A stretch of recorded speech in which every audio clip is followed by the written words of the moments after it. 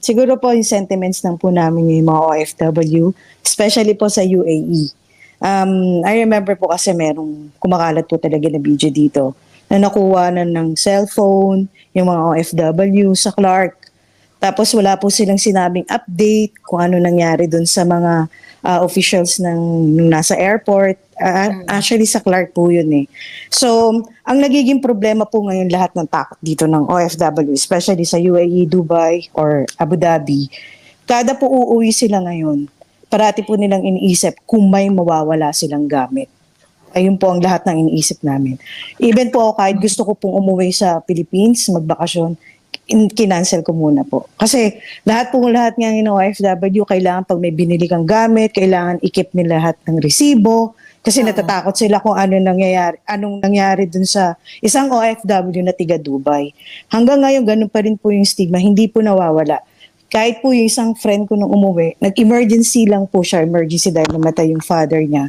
Ganun din po nangyari, kinatkat lahat po yung gamit niya.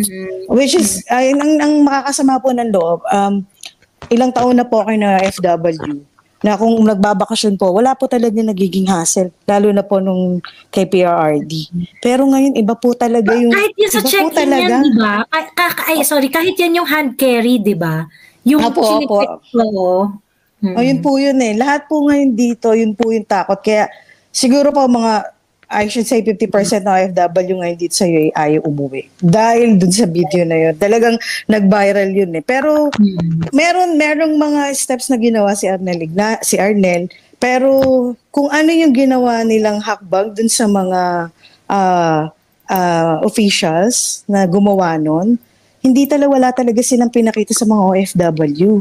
Tapos ang lakas-lakas pa ng loob sabihin ni Marcos na umuwi lahat ng OFW. Adik ba siya?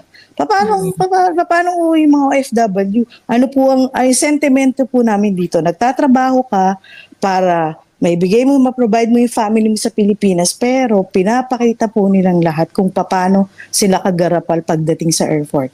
Kahit yung pinapakita nila na pagbabalik ang mga OFW or pabalik na ng abroad, nawawala ng kuryente, walang upuan, nakatayo lahat sa airport.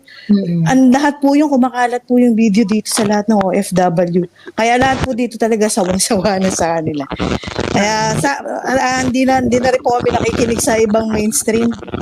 Nakikinig na lang po kami sa kila Ma'am Joey, kila Ma'am Sash, kila Attorney Trix, sa inyo lahat. Actually, maraming salamat sa inyo lahat ng